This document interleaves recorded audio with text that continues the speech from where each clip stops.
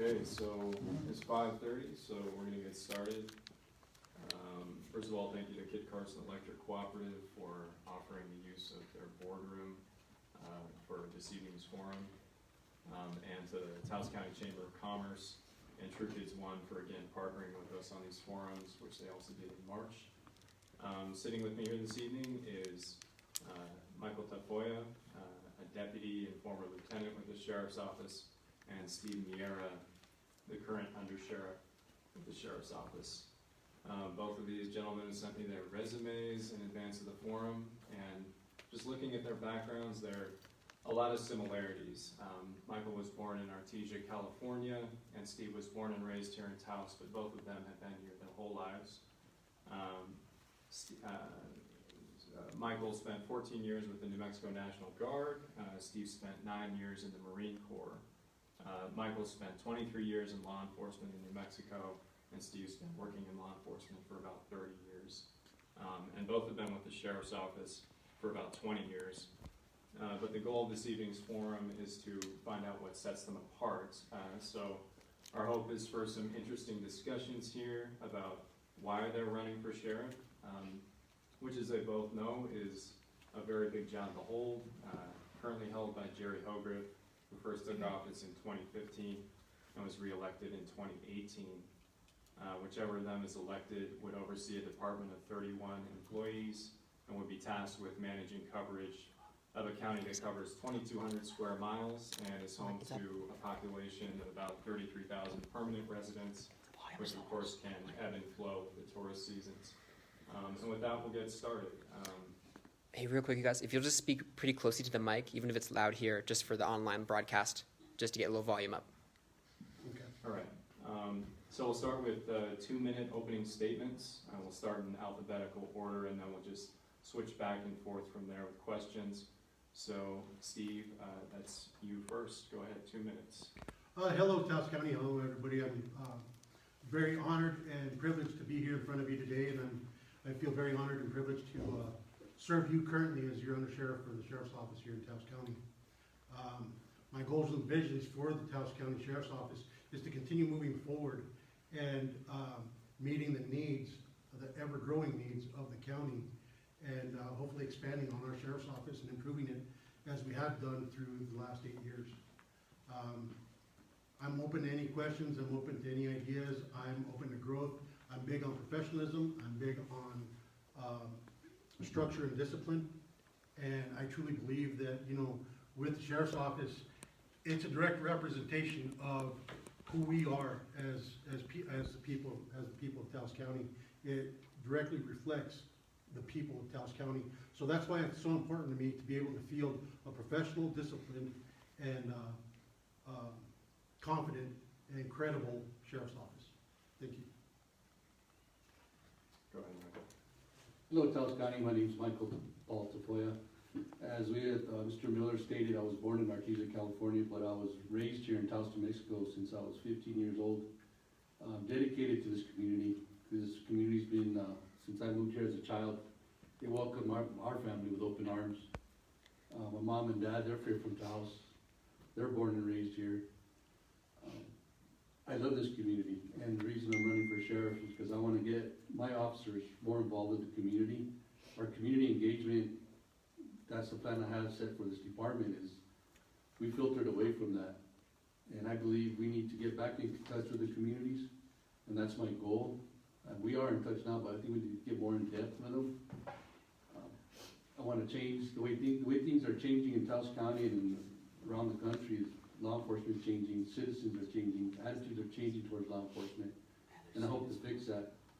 Going around Taos County and listening to some people out there and hearing what they're saying, it's frustrating to them.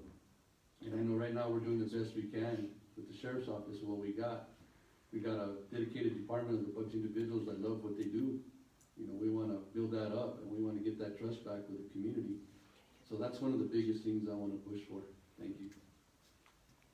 All right, and I'm hearing that we might all need to speak into the mic a little more, myself included. So our first question comes from Isabella O'Donnell Silverberg, who's a graduating senior at Taos High School. She's been working with True Kids One She leads their democracy project, and we'll give you each 2 minutes to answer this question. Michael, you can start first.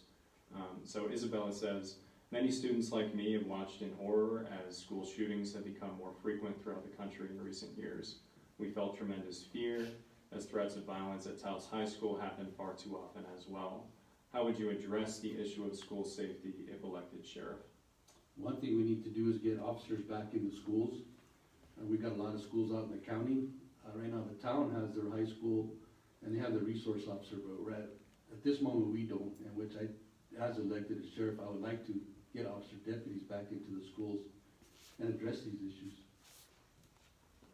Thank you. Steve? So with that said, at the onset of Sheriff Holgrove's term, we had already begun to address this issue. We did put the entire office, every single deputy within this office, through the Federal Law Enforcement Training Center's active threat, active shooter school. And they exported that class for us directly up here to Taos. We extended that to the Taos Police Department and any other agency that was willing to attend. With that said, we've also taken the initiative to send deputies to their instructor school, to the active threat, active shooter instructor school, and they've begun to export those trainings. We've conducted several trainings with Taos Police Department at the high school, as well as at the junior high, to address the training issues with great result, and it's been extremely successful.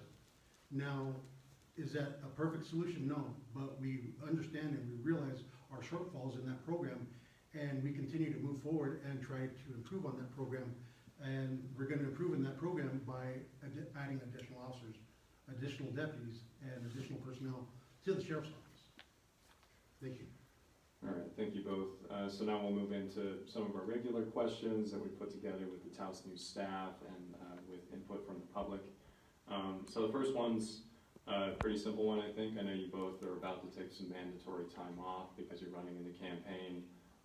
So can you tell us about this week, just in 2 minutes, just a brief summary of what you've done in your roles, respective roles at the sheriff's office, and in that one example of how you positively impacted the life of a Taos County resident. And we'll start with Steve first. Just to understand the question, it's what I've done this week? Yeah, just give us an idea of what you did this week. This week has been a pretty full week for me. As you all know, we've had the fires in Miera County, and what we've done over the last 2 weeks is we've been assisting with the Miera County Sheriff's Office with their evacuations, with their patrol plans, and with their road closures. And I believe that that has impacted every individual here in Taos County, because the way we look at that is that's an investment. And in that investment, by reaching out and being helpful with our neighbors, I know that when we come through to when a critical incident comes to pass in our county, I can tell you right now for a fact, I can reach out to San Juan County Sheriff's Office, Miera County Sheriff's Office, Santa Fe County Sheriff's Office, Espanola PD, and several other agencies, and they will willingly and happily send us help. And I believe that's pretty much, that's extremely important to me, knowing that we have those resources available to us through those relationships. Along with that is my day-to-day operations of the office, attending to IPRAs and any other issues that come up, IPRAs, paperwork, citizens' concerns. Pretty much it's a pretty packed day. To go through everything, it would be pretty extensive, and I need a lot more than 2 minutes. Thanks, Steve. Well, starting with the last weekend, I assisted with Undersheriff said, we assisted with evacuation of Miera County. So I helped with that for the weekend. The rest of the week's pretty much I'm assigned to the courthouse. So I do transports into the courtroom with inmates, and that's all been pretty much steady all week. I mean, we've been steady all week with a lot of hearings going on. So I've been tied up with that. Okay, thank you both. So the Taos County Sheriff is a position that requires you to work closely with many different groups of people, obviously the public, but also a lot of different agencies. Taos Police, New Mexico State Police, Taos Search and Rescue, the DA's office, and we know at times in the past that the Sheriff's Office relationship with Taos Search and Rescue, State Police, and the DA's office sometimes, which isn't uncommon across the country, sometimes law enforcement and the decisions they make at the DA's office are not aligned. The question is, what would you do to improve these relationships if elected? And 2 minutes for that question. Michael, you be first. Well, I think our communication right now with the other agencies it's pretty good. I mean, I know there's maybe some communication breakdown with the officers. As far as agencies wise, you were decent, and if elected, there's always room for improvement for communication. And we work close together as it is. A lot of incidents going on in the county right now. We've been working close. So I think it's better communication, and we can always work on that, and I would improve on that. Okay, thank you. Steve? Right now, I'd have to say that we have an excellent working relationship with New Mexico State Police. We're in constant contact with Lieutenant Dominic Rosetto, who is the lieutenant or the commander for District 7 here in Taos. Taos Police, we have an excellent working relationship with them as well. Chief Wentz, he's an outstanding individual to work with, as well as his police department. With regards to developing and improving relationships with Taos Search and Rescue, we've already done that.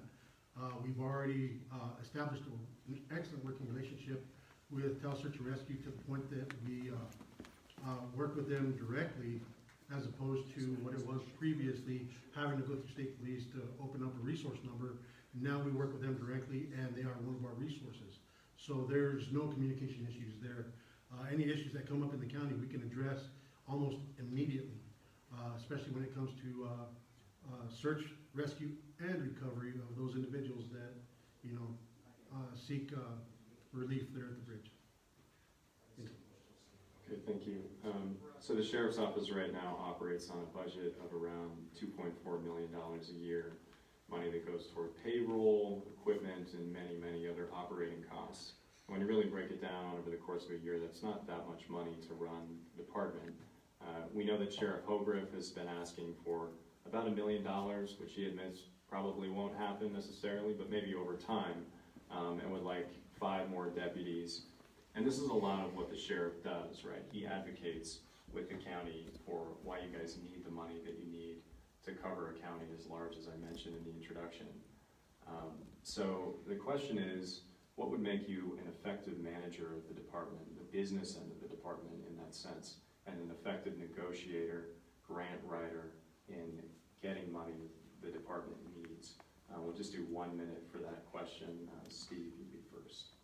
Having excellent organizational skills, of course, comes into play with that, and then also recognizing where your shortfalls are. Once you identify your shortfalls and where your funds are needed, then you start exploiting and exploring your potential resource avenues.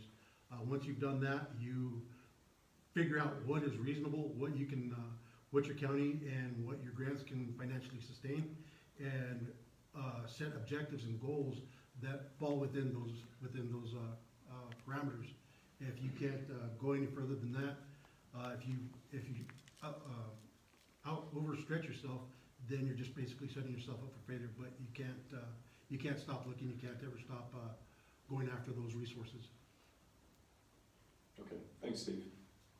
Michael. In my past experience, when I worked with Hickory's Pueblo, I took over as chief of police. And one of the trainings I did go to was a grants writing seminar, grant workshop, so I learned how to write grants. I wrote my own grants over there. I'm pretty good with it, so that's one of the avenues I would take, is writing grants myself and looking for these grants. I know we have Taos County, I'm not sure if they have a grant writer or not, but I mean, I can do it. I mean, I've been with a couple of sheriffs when they go to Santa Fe to lobby for money themselves with the lobbyists, so I learned how to do that. And it's like the Undersheriff said, we gotta just keep going, keep looking for this funding. I'm one of those that will go, if I know where I gotta go, I'll be there. In writing, I gotta be in person, I gotta bug somebody, I gotta annoy them, I'll do what I gotta do to get the money, somehow. Okay, thank you both. So next question. For a long time, many law enforcement agencies have struggled to maintain the training and personnel necessary to de-escalate situations with people who are dealing with a mental health crisis. And sometimes the consequences have been fatal. We have some notable examples of that here in New Mexico. In December 2015, we had a suicide by cop incident in which a deputy with the sheriff's office pulled the trigger.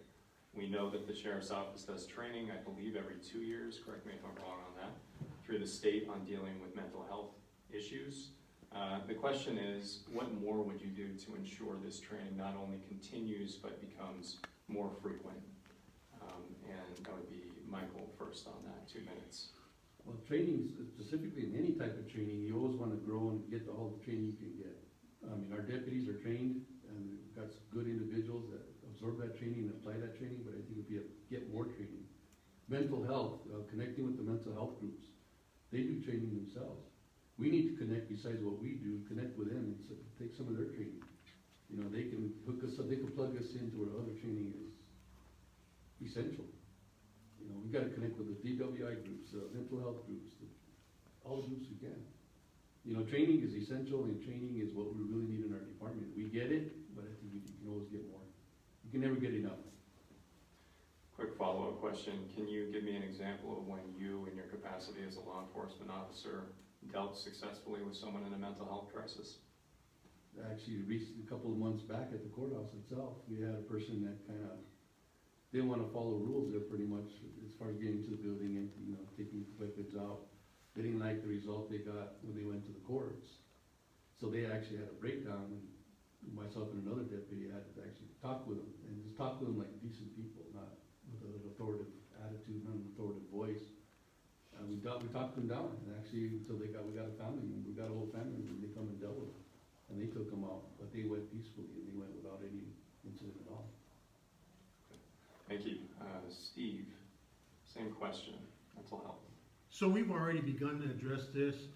At the onset, when HB 93 was initially introduced, and that's a House bill that contends with training of law enforcement officers specific to dealing with individuals with mental impairments. We realized that throughout the state that the instructors for this were far and few in between, and it was a fight to get those instructors here to get our department trained.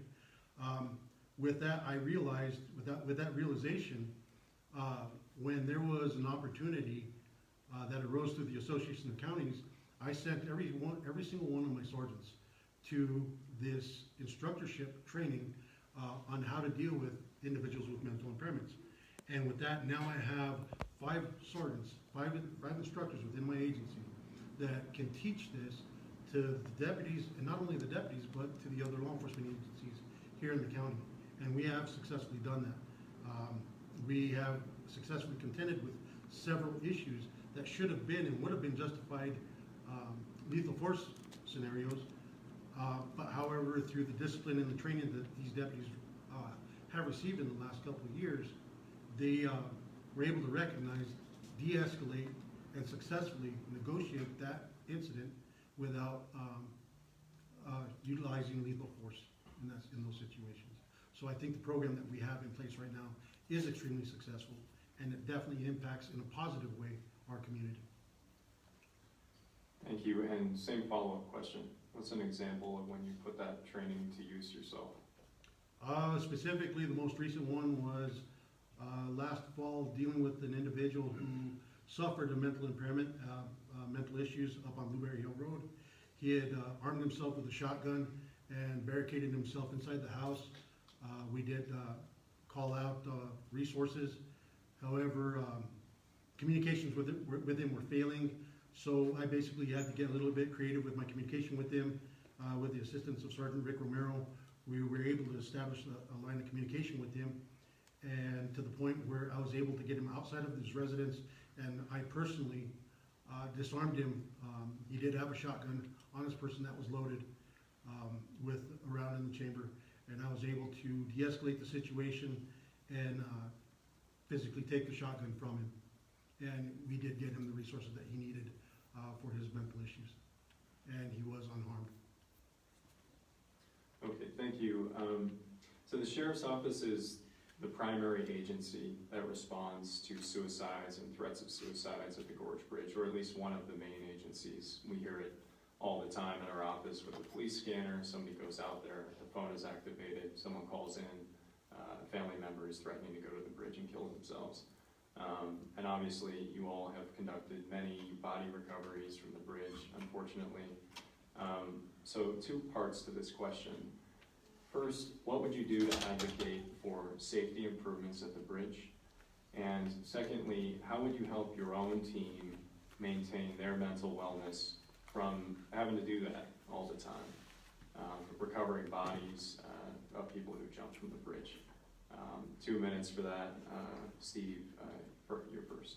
So we've already approached this issue, and Sheriff Ogriff and myself have secured a $150,000 grant to provide cameras and safety equipment for the bridge.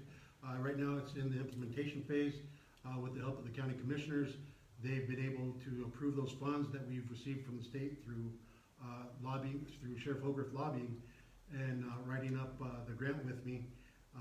Once that's in place, we can definitely get those cameras in place to help us identify when those individuals are at that crisis moment.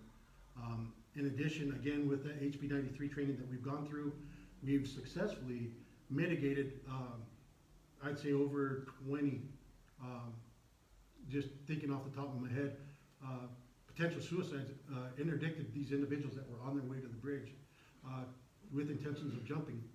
And that's something I'm very proud of the deputies of the Sheriff's Office. That it's a huge thank you to them, because if it weren't for their training, their discipline, and their professionalism, they would not have been able to mitigate this end-of-life crisis for these individuals. With that said, I would say we would just continue moving forward, seeking additional resources and providing support for those community organizations that want to see additional protections implemented at the bridge. And the second part to that question, I know these guys are professionals and have been doing this for a long time, and I think you get used to doing something like that. But for people who go and do anything on the job that is difficult, crimes against children, recovering bodies of people who jumped from the bridge, what resources are available at the Sheriff's Office if somebody, wants to seek some sort of mental health assistance? We do have an EAP program that is provided through the county that is very effective. The deputies need to initiate that on their own to ensure, that they receive the appropriate and adequate mental health assistance. I know that there are some issues that come with that, historically, 20 years ago, that if you were a law enforcement officer, that if you were receiving mental health services, that you were looked down upon. And one of my goals as sheriff is to break that stigma or that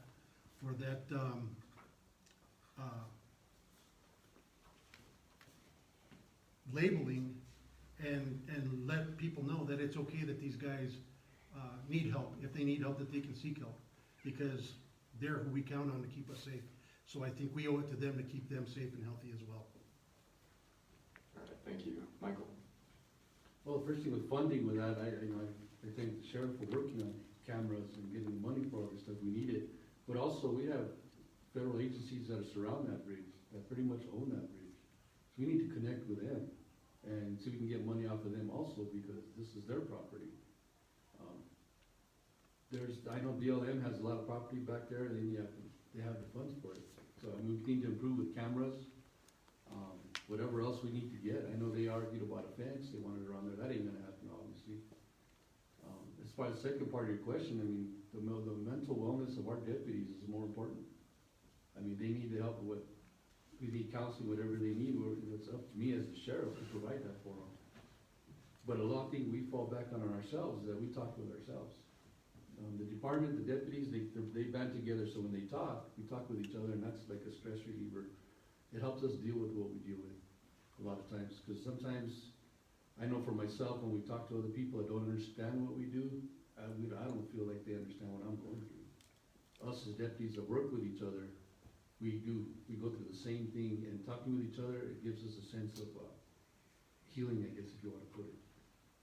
So that's the most important thing we got to do, take care of our mental health of our officers. Okay, so quick follow-up, you mentioned fencing and how that probably wouldn't happen, obviously.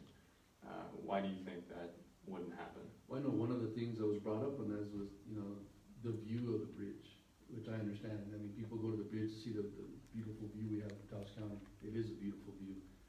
And I know they brought up all fencing, and they don't want to jeopardize that. And that's one of the reasons they don't want to put it up, or they're hesitating to put it up. But our end of it, we're seeing about the lives that are people are taking on that bridge.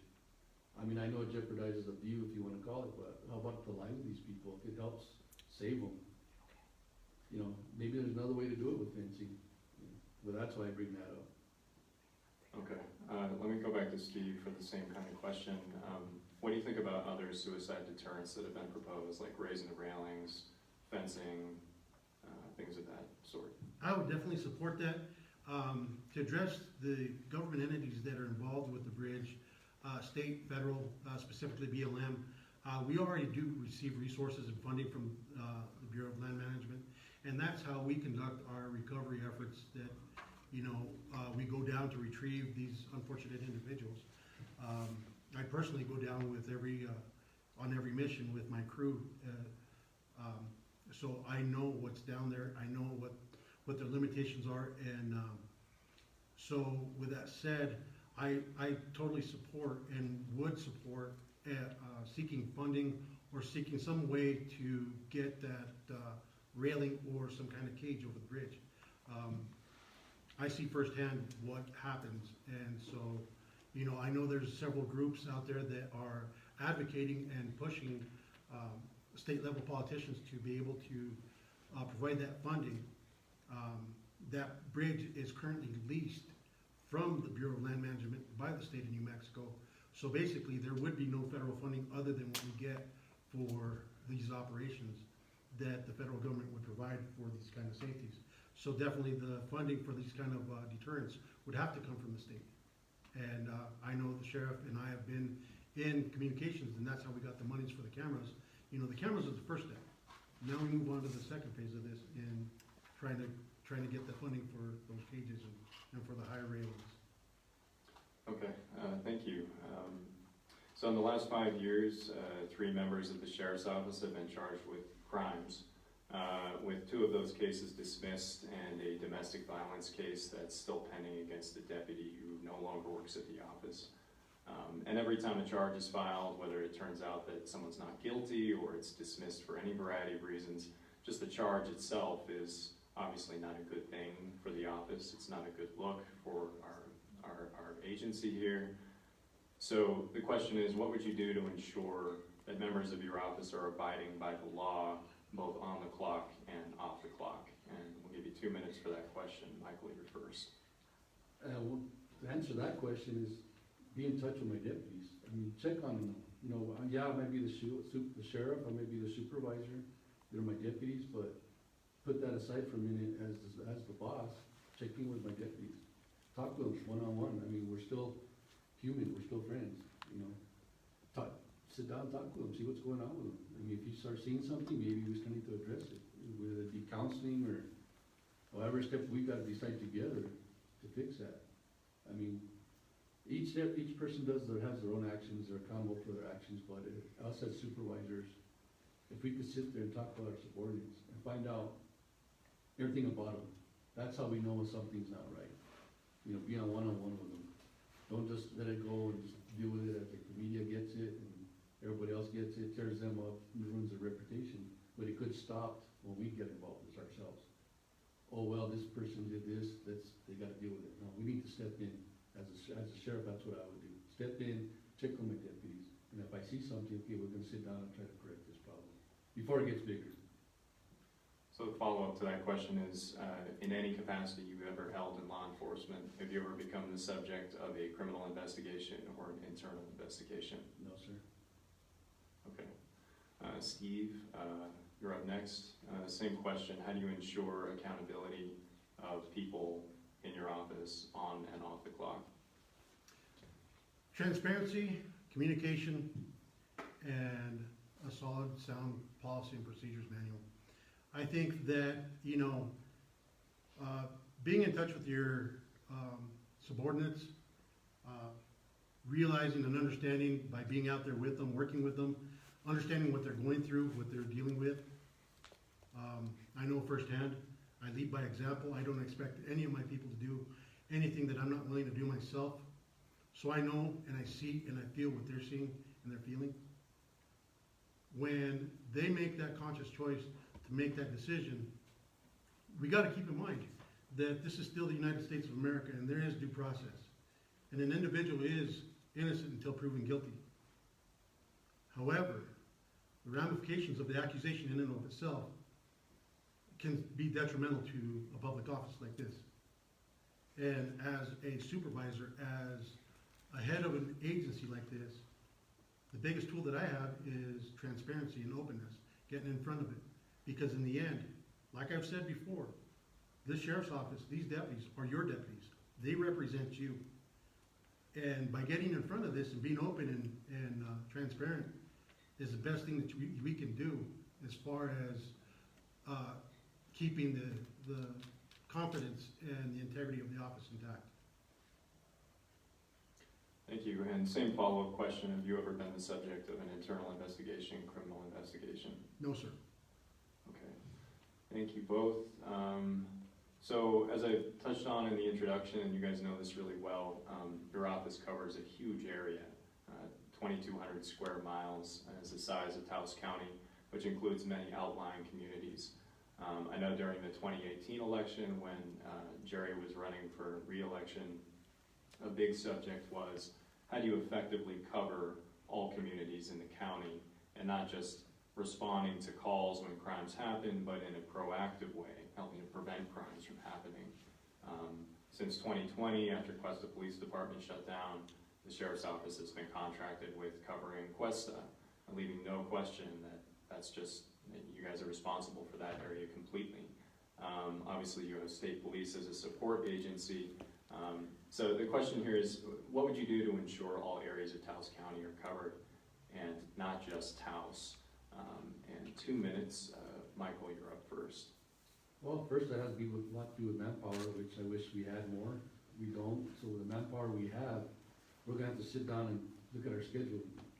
We're gonna have to start scheduling our deputies to be overlapping shifts if we have to cover all these outlying areas. And there's like 21, 22 little communities out in Taos County. And with the manpower we have, it's kind of hard. It's kind of hard to cover all these areas. But our deputies do the best they can. And with the call volume the way it is, it's kind of hard really concentrating a lot of just patrolling. They are going call to call and handling these calls. And some of these calls take long investigations. So it comes down to manpower again. And the scheduling, that the way I could see it, try to schedule to cover some of these areas, but we'll do the best we can. And Sheriff, I'll try with that. I'll try to work with that scheduling, try to get that covered, because it is a lot of area, and for the manpower we have. And what's the current schedule like? How many sergeants and how many deputies do they oversee on a given day? Well, we like got today? 5 sergeants right now, then you have each sergeant on a shift, and sometimes it's a sergeant and 1 deputy, sometimes it's 2 deputies with a sergeant. Depending on scheduling, you gotta remember there's training, there's time off, they're sick, we call them sick, there's vacation time, so that factors into the scheduling itself. So sometimes we just have 2 deputies for the whole county, and they're handling calls the best they can. And yes, we have state police that assist us with the calls, but they're also limited on manpower. So do you have any specific ideas of how you would utilize those limited resources, where you would prioritize deputies, how you would cover the county? Get scheduled and look in my problem areas, and I know I got a lot of them, talking with people out there. Try to schedule them the best I can, you know, then you gotta be careful not going into overtime, because you have a certain budget for overtime, and you don't wanna exhaust that also. Okay, thanks, Michael. Steve, how would you cover the entire county with your limited amount of deputies and sergeants? So through our excellent working relationship with New Mexico State Police, we've already moved forward with that. We've established an agreement with them, a temporary agreement till we can get to the manpower level that we need to. And currently, right now, you have 2 agencies with countywide jurisdiction, and we've entered into an agreement with them to where they cover State Road 518 South, the Penasco area. And that is specifically for the purpose of reducing these response times. It didn't make sense to have a state police officer get a call to Penasco and he's attending to another call in Cerro. And so you have that response time for him to get from Cerro all the way to Penasco. So through, again, these good communication channels, we've set up this temporary agreement in order to minimize these response times. Furthermore, the patrol plan and the staffing plan that we've been fighting for the last 3 years and presenting to the Taos County Commission Board is Taos County, again, like you said, is 2,200 square miles, consists of 33 separate communities in and of itself. with a population of about 32,000. Going off the 2010 census numbers is about 32,000 and change. Then through my research in doing this, I contacted INS, and they told me, and this is Department of Homeland Security, INS, they told me to add another 40% to the number for the undocumented individuals within the county. So that pushes us upwards of 48,000 people in our county. Now, Department of Justice standards states that you have to have 2 deputies or 2 officers per 1,000 people in any given populace or any given coverage area. So technically, for all intents and purposes, your Taos County Sheriff's Office should be staffed by about 100 deputies. Now, is that economically feasible with here in Taos County? No, absolutely not. Even if I be conservative and I go down and I just use the census numbers of 32,000 people, that's still 64 deputies that we should be patrolled by. Is that economically feasible? No, it's not. So we came up with something that is a little bit more palatable for the county commissioners and the county manager, and what we can financially sustain. And we'll break it up into stages, but that's to have 2 deputies per commissioner's district per shift. So we run 4 separate shifts at the Taos County Sheriff's Office, 4 12-hour shifts for 24/7 coverage.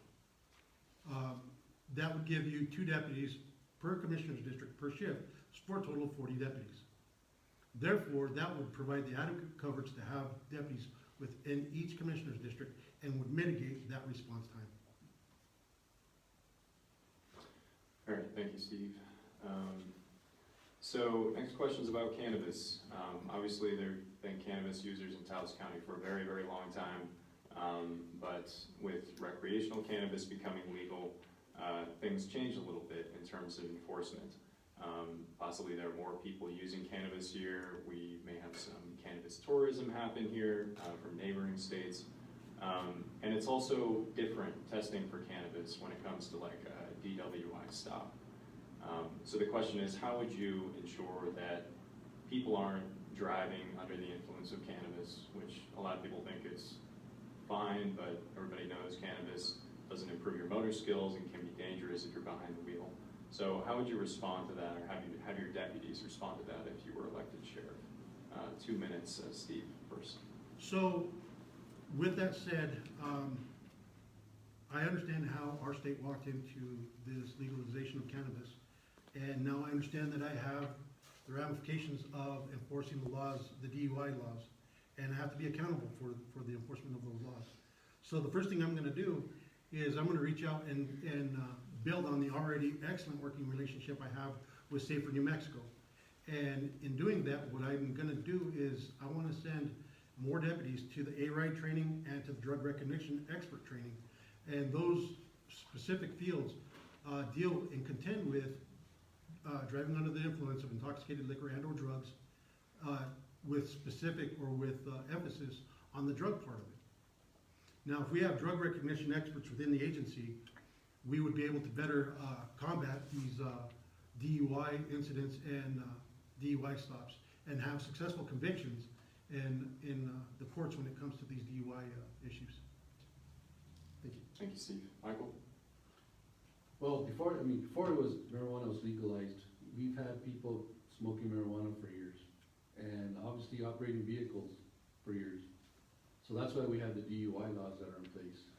And yes, to better enforce them is better train our deputies. Get them to the drug recognition expert classes, get them more training that you can, but the way it is right now, it's been in place for years. People have been smoking marijuana for years before they legalized it. Now it's legal. The people driving that are high, I guess you want to say, that's still the same number. So just better training my deputies and dealing with it. Now that people can go buy it in an open store right now, wherever they sell them, and they're driving, that's how we're going to deal with it. Okay, thank you. Next question is, do you support the idea of diverting low-level drug offenders into drug treatment as opposed to sending them to jail, as we've seen in Santa Fe through other drug diversion programs? 2 minutes. Michael first. Well, I definitely support something like that because I think our community, our people out there need all the help. Just getting them, arresting them, and locking them up is just not gonna cut it no more. The low-level offenders, we can get them into programs, and get them help with whatever which way we can. I'm a big supporter of that. I'd rather see my people getting better, helping them the best way we can instead of locking them up and just throwing away the key with them and let the court system deal with it, and the court system isn't the best right now. I think if we support these kind of programs and these people going into them, I think we'll get a better result. I mean, thinking right offhand that, I know it was mentioned before that these people might abuse the program, might abuse the system. I don't think it's gonna happen that way. If we support them the way we should, it'll be successful. If we don't, it's gonna fail. Okay, thank you. Steve? Mr. Miller, what I think you're alluding to is the Law Enforcement Assisted Diversion Program, or also known as LEADS. Yes, I do support it to some extent. I believe that, you know, if we can minimize and mitigate a lot of the housing issues that are at the jail, alleviate some of the issues at the courts, yes, it is an effective tool, to the point that it becomes a revolving door. Because also, on one end of that spectrum, you also have to understand that there are the victims of property crimes, victims of home invasions, home burglaries. You know, the people that suffer, the demographic that suffers from, you know, drug use, drug abuse, oftentimes resort to criminal activity in order to sustain their habit. So this is kind of a little bit of a slippery slope, and you have to be attentive to everybody, to every single stakeholder involved. Yes, it is a positive, and its intent is good. However, if you let that be the end-all be-all solution, you're gonna end up losing, and you're gonna be turning a blind eye to those that suffer at the hands of individuals that choose to commit criminal activities such as home burglaries and, again, property crimes. So you have to attend to this very, very carefully, monitor it extremely attentively, and, you know, the individuals that you do commit to this program, if it is a positive, then I'm all for it. But like I said, once it becomes a revolving door for individuals, a get out of jail free card, then that's where I think that we need to recognize that, draw the line, and then continue on with the criminal prosecution and the criminal justice system. Thank you. All right, thank you. Next question is, what is the most significant thing in your mind that the Sheriff's Office can do in the future to build public trust? Steve, you be first on that. 1 minute. So I've already begun working on this. Our community outreach programs, being accessible to the public, the way I view the public. I look at the Sheriff's Office as a direct representation of the people of Taos County. Right now, the people of Taos County have a Sheriff's Office that is extremely professional, integral, and credible. Our accomplishments over the last 8 years have been extremely, absolutely wonderful. I think that through programs like my Senior Safe program, where we do senior safe checks and we deliver wood to seniors that are in need, we identify seniors that are at risk, we help them out. We open up our office to help with the Bigs with Badges, the Big Sisters, Big Brother, Big Sister program, where we pair deputies with our youth.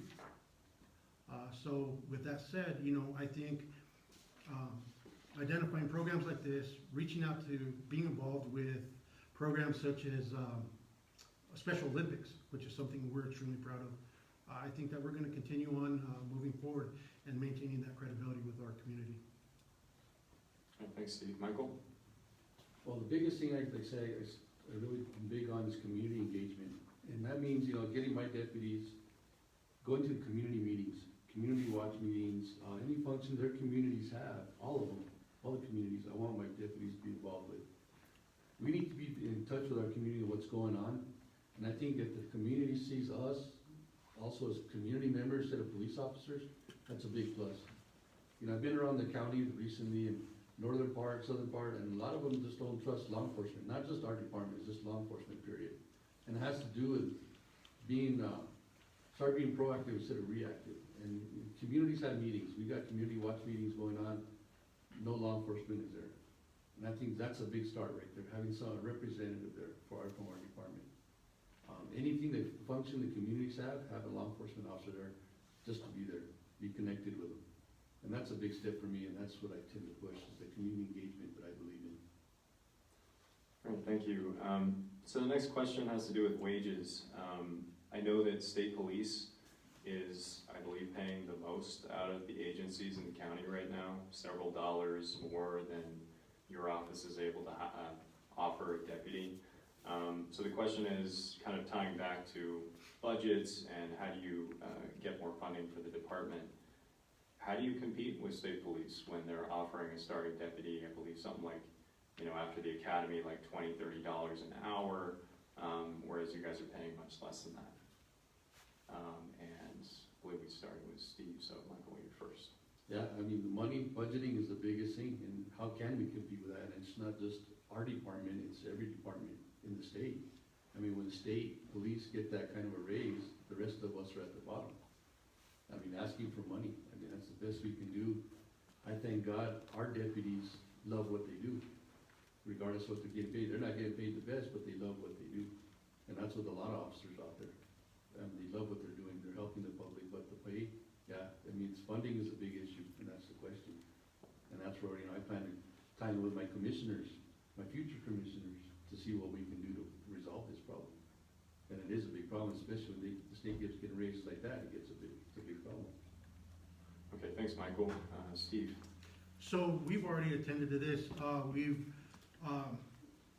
assisted and promoted the creation of the E911 union for the Sheriff's Office that contends with specific issues that law enforcement faces. Taos County Sheriff's Office starting pay is one of the best in the state for sheriff's offices. There's a communication out that came out recently among the Association of Counties where sheriffs sent out for beginning wages. And just to give you an idea as to where we sit right now, Bernalillo County Sheriff's Office starts their cadets at $19.60 an hour. Your Taos County Sheriff's deputies are getting paid $20.10 an hour as a cadet. Once they graduate from the academy, of course it goes up from there. We've created a pay matrix that is performance-based, based on professional development. If the deputy determines that they want to attend advanced trainings and receive advanced certificates, their advancement through that pay scale is determined by what their professional development is. Right now, through negotiations with the E911, with the 911 union, the individuals, the president and the vice president of that union have worked extremely hard to ensure that the deputies and the pay matrix are instilled and that they continue to rise. And that lends to the recruiting and retention.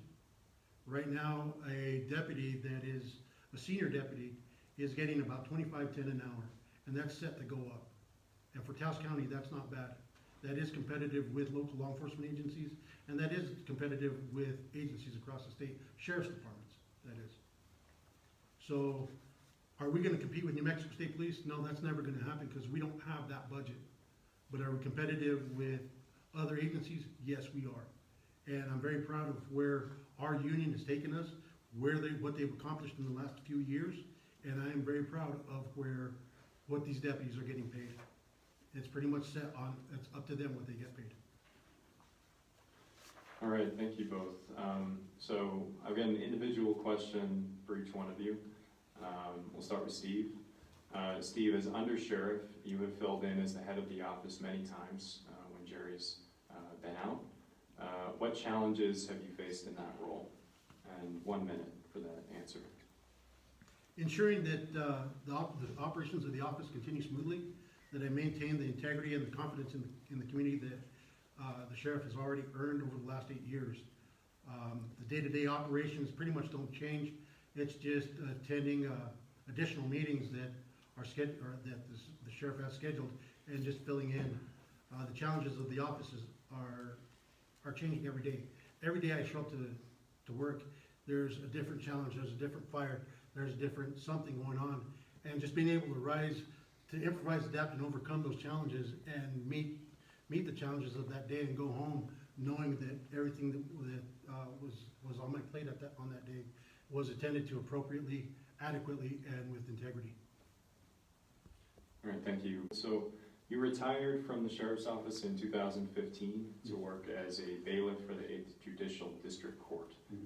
Why did you make that decision, and what brought you back to the Sheriff's Office in 2019? Well, in 2015, I retired, and at that time, me and my wife, we were foster parents for 20 years. So we had pretty much a full house at the time. So about 2 years after I retired, we decided to give that up. You know, we've done it for long enough, and it was tiring work. Then that same year I had my dad pass, so I decided I wanted to get back into law enforcement to keep my mind occupied. So I had a friend of mine that was working at the courts who was a bailiff, and he reached out to me to do contract work as a bailiff for the courts because they were short, and that's what I'd done before I retired. So I came back to do that, and then a couple of years after that, I talked to the sheriff. He asked me if I was willing to come back. You know, they need someone at the court, so I did. That's why I jumped back to the department, back home to our department. All right, so that brings us to the end of our questions. We've got a few questions that have been sent to us from people who are watching the live stream. So we'll start with you, Michael, on this one. And we'll just do 1 minute on these because we're getting pretty close to 6:30. So the first one comes from Elaine Graves, who I believe you both know, private investigator who's been handling the Holly White case since Holly disappeared. Her question is, I would like to ask how cold cases will be handled. Will there be a cold case unit in the future for the Sheriff's Office? I think we could look into that. I mean, that wasn't one of my goals to set, but I guess we actually could look into it because there are a lot of cold cases in this county. And I think that I take over, we're gonna have a bunch of new, fresh eyes as detectives, not only with us and with the town also. You know, we considered maybe doing a unit, I guess you could say, looking into these cold cases. I mean, I think they've been looked at before, they're idling. I think a fresh set of eyes to look into would be a good idea. Okay, thank you. Steve? So we've already started attending to this issue. The basic foundation for any case is documentation and retention of those documents, and ensuring that those documents are maintained and kept. Because, you know, so oftentimes cold cases go on for years. And, you know, detectives revolve, you know, they come in and they come and they go. Deputies come and go, sheriffs come and go. But the integrity of that case must be kept through the documentation. Once we have an excellent documentation system, we retain the evidence.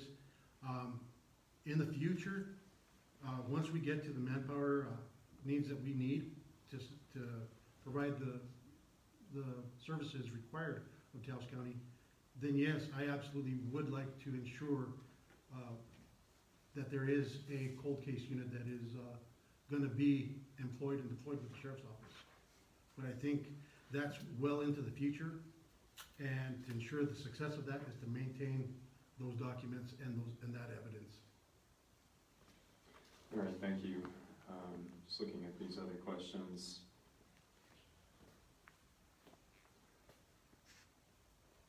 Okay, so Jacqueline Salazar asks, how do you plan to work on the growing drug dealing and using in the county? Steve, 1 minute. Again, we've already begun working on this. Through the years, we've been able to get Taos County declared as a HIDA county, and now we have those resources available to us. We have a deputy that's assigned to the Region 3 Drug Task Force. And again, this is going to fall back to our manpower issues. If we can get to that sustainability of 2 deputies per shift per commissioner's district, then we can better attend to those active, proactive patrols and become a proactive agency as opposed to a reactive agency. And by working with the county commission, working with the county manager, and setting that goal reasonably through various steps, I think we can achieve those proactive patrols, and we can begin to attend to those to that drug activity and that kind of nefarious activity that is found throughout our county. Thank you. Thanks, Steve. Michael? Well, like the Undersheriff said, we do have a deputy assigned to a Region 3 drug task force. I believe we need to really get them to work in our area. I mean, that task force has been doing a lot of work down south, and I've seen that, and I need them up here. I mean, I know we got a drug problem up here, we do. We got a lot seen it campaigning, and people showed me actually what's going on. We need to get them to work up here more. If we're investing in this task force, we need them to work for Taos County. We're paying for it, so we need to get them up here. Okay, and then the next question comes sort of by way of our photographer Nathan Burton, who's running our live stream. He reminded me that today is Missing and Murdered Indigenous Women and Girls Day.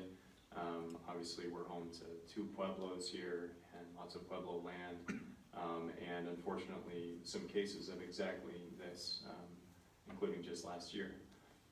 So I guess the question would be, how would you work with the pueblos in our community, Picuris and Taos Pueblo, to assist? Obviously, there's federal jurisdiction with those types of cases, but obviously members of those tribes live all throughout the county as well. So what would you do specifically with those types of crimes? How would you respond?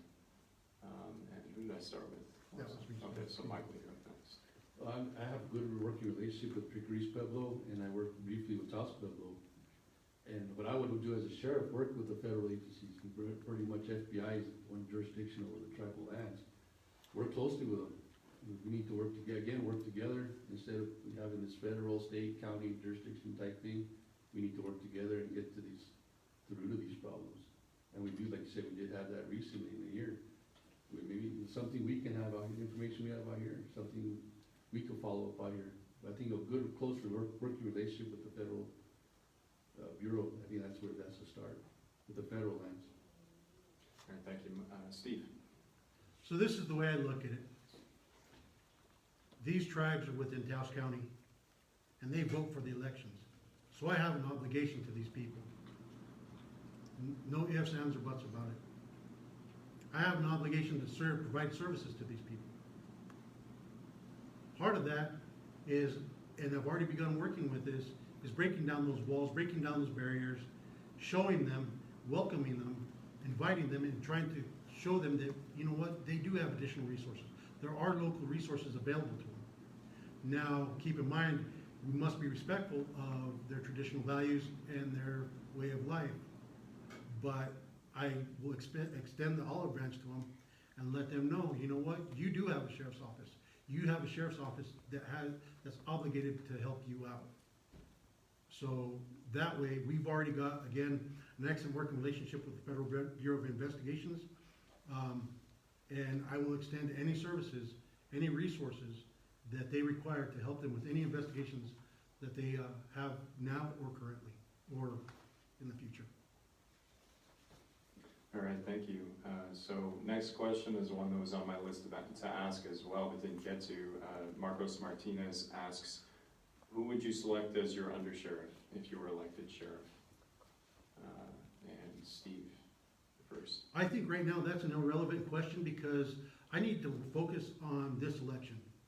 If I tell you right now I've chosen an undersheriff, I'd be running a campaign for 2 people. And right now I'm campaigning for the position of sheriff, not the position of undersheriff. Now, having served you as your undersheriff for the last 7, 8 years, I know what it takes and I know what the requirements are. And, you know, I know what to look for. So with that said, I will be moving forward with that. But for right now, I'm going to focus on the office of sheriff, with all due respect. Thank you. All right, thanks, Steve. Michael. Same philosophy right now. I'm concentrating on this election right now. I'm not even considering it yet. And if I do win as sheriff on June 7th, then I'll start looking the next day, start looking at qualified people. And I will say it won't be from within my department because I need to change the administration in the department.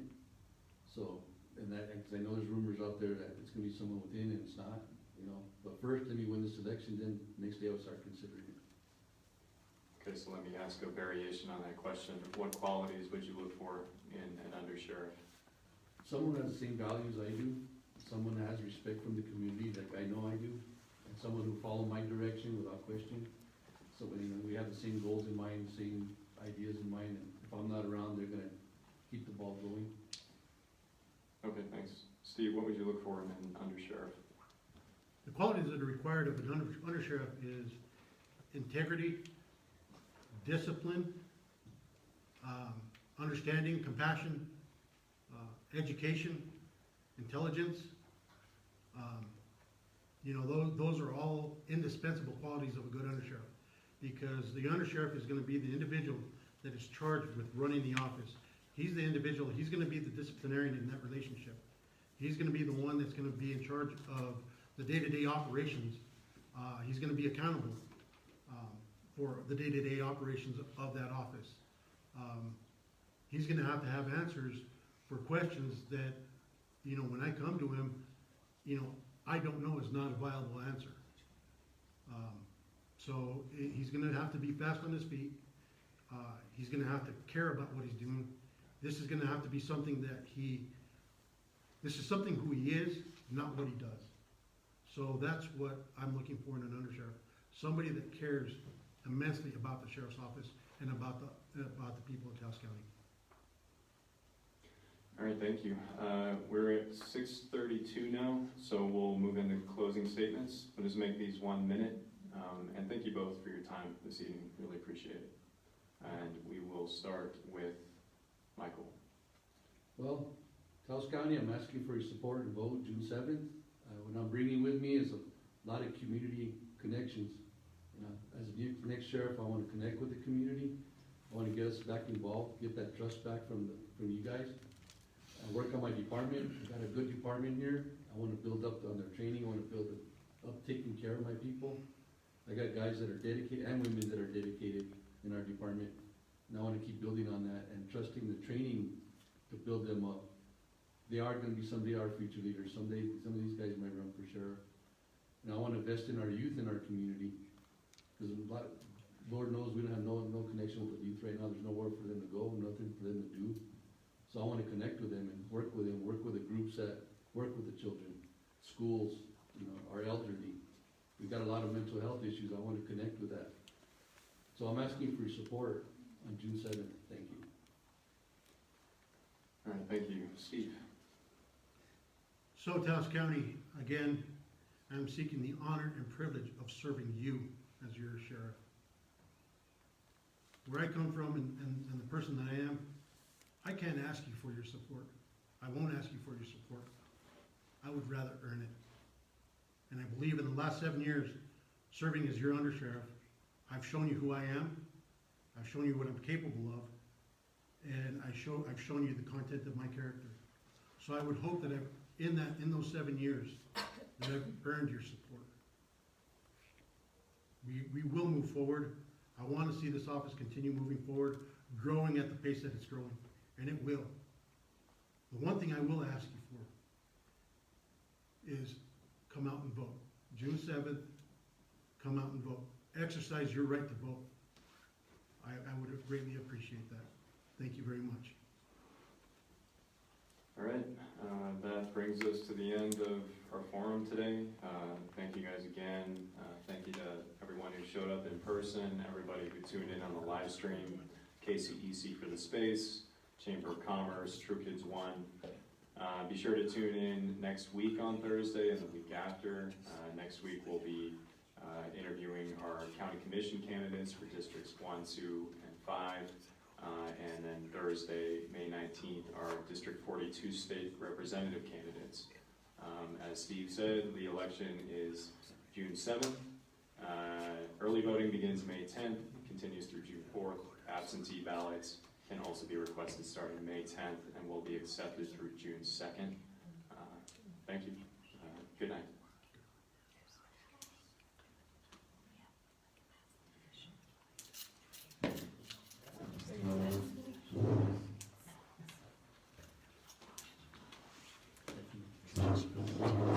Sir, thank you.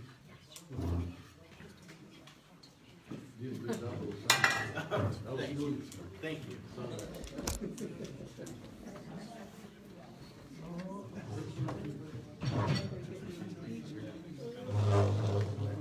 Mike.